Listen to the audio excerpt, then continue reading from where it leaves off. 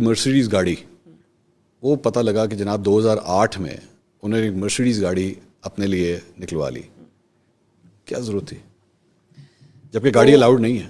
نہیں، وہ گاڑی جو ہے وہ ان کو ایک جو ہمارے بہت قریبی دوست ملک ہیں، سعودی پرنس ہیں عبداللہ بن عبدالعزیز نام لیتے ہیں، میں ملی تھی. ہاں جی. کب ملی تھی؟ میں مجھے ایگزیکٹلی ایئر یاد نہیں، 90s کے اندر. ہاں. لیکن میری ایک بات سنیں، توشہ خانہ کی جب آپ نے گھڑی کی بات کی نا، توشہ خانہ سے قانونی طور پہ جو آپ کا قانون کہتا ہے اس کے مطابق کوئی چیز خریدنا پیسے جمع کرا کے جو پرسنٹیج حکومت پاکستان نے مقرر کی ہو، جی، اس میں کوئی غلط بات نہیں ہے. اب وہ ہونی چاہیے نہیں ہونی چاہیے، لینا چاہیے نہیں لینا چاہیے، وہ ایک الگ بحث. 90s میں لی ہوئی گاڑی، ایک سیکنڈ، لیکن توشہ خانہ سے چیز چوری کرنا وہ جرم ہے. ٹھیک. 90s میں لی ہوئی گاڑی 2008 میں کیوں کلیئر ہو رہی ہے؟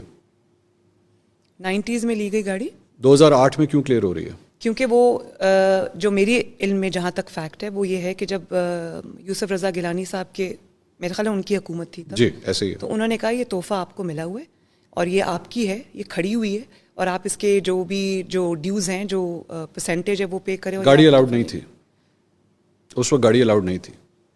یہ کس نے بتایا آپ کو؟ گاڑی الاؤڈ نہیں تھی، رولز یہ کہتے ہیں کہ گاڑی الاؤڈ نہیں تھی. نہیں، لیکن آپ ایک سیکنڈ ذرا اس کو کاٹیں.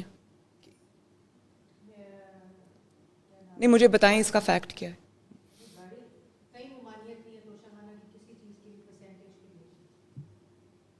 سنو، نہیں، ممانعت ہے، گاڑیاں الاؤڈ نہیں. گاڑیاں جو ہوتی ہیں وہ کارپول، مریم صاحبہ گاڑیاں الاؤڈ نہیں ہوتی. رولز کو 2008 میں ریلیکس کیا گیا. یوسف رضا گیلانی صاحب نے نواز شریف صاحب کے لیے ریلیکس کیا اور انہوں نے آصف علی زرداری صاحب کو بھی نہیں ڈال، انہوں نے آصف علی زرداری صاحب کو بھی 3 گاڑیاں دی جس میں ایک لیکسس شامل ہے، BMW 7 سیریز میں آپ شامل کو ہے. ایک آنیسٹ بات بتاؤں، مجھے آنیسٹلی اس کا نہیں پتا، میں فیکٹس اینڈ فگرز چیک ضرور کروں. آپ چیک کر لیجیے گا، چیک کر یہ پلیز کائنڈلی. Don't worry.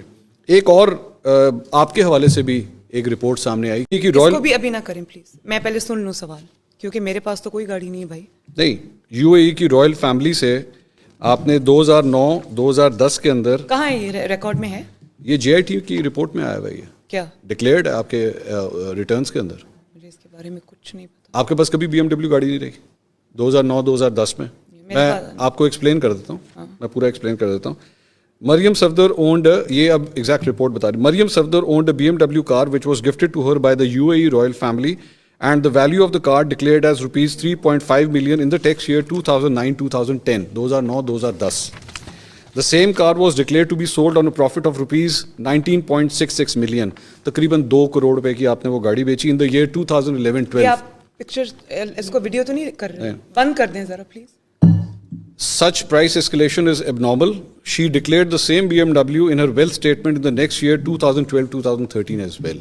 آپ نے ڈکلیئر کیا ہوا اس کو اپنی انکم ٹیکس ریٹرن کے اندر. میرا خیال ہے کہ یہ فیملی کی کوئی ہوگی، مجھے اس پہ سے آنیسٹ. اس کے بعد میں اس کو چیک کر کے آپ کے پاس واپس آ سکتا ہوں. صفدر صاحب نے اس کے بعد، میرے پاس ویسے کبھی BMW نہیں تھی. آپ کی وہ کون سی گاڑی تھی جو نیب کے دفتر کے باہر ہٹ ہوئی تھی؟ وہ تھی لینڈ کروزر تھی. یہ صفدر صاحب نے بھی ڈکلیئر کیا ہوا کیا اپنے ایسٹس کے اندر. یہ بزنس آفس نے کیا ہوگا، مجھے چیک کرنا پڑے گا. اچھا، میرے پاس اس کے فیکٹس نہیں ہیں. نہیں، میرے پاس ہے ہی نہیں ڈیٹیل، مجھے پتہ ہی نہیں. یہ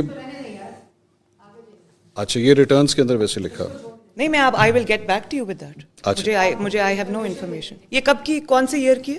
2009-2010. مجھے نہیں پتا، میں چیک کر. اچھا، آپ کو اس کا نہیں پتا. اچھا، یہ ایک اور ہے جس کے اندر آپ نے گفٹس ریسیو کیے ہیں 2010 سے لے کے 2016 تک. 2010 کے اندر جو ہے وہ آپ نے گفٹس ریسیو کیے تقریباً 31 ملین کے اپروکسیمیٹلی. 3 مجھے نہیں پتا، یہ تو آپ کے ٹیکس میں ڈکلیئر ہوا ہوا ہے. فیملی نے دی. یہ ساری JIT کے اندر ہے. ایک سیکنڈ ذرا اس کو کاٹیں.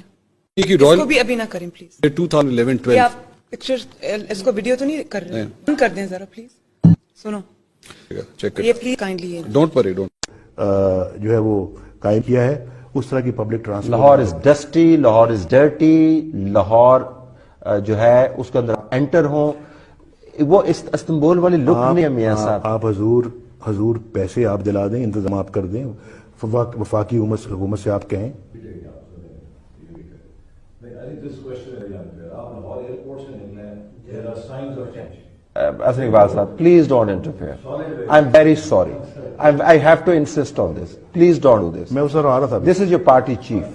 मैं उस तरफ आ रहा था. I'm very मियां साहब की आदत है कि वो इंटरव्यू से पहला तय करना चाहते हैं. अक्सर उनको कामयाबी नहीं होती. मेरे साथ मेरा रिकॉर्ड ये है कि क्योंकि मैं खुद सवाल तैयार नहीं करता हूँ, लिखता नहीं हूँ.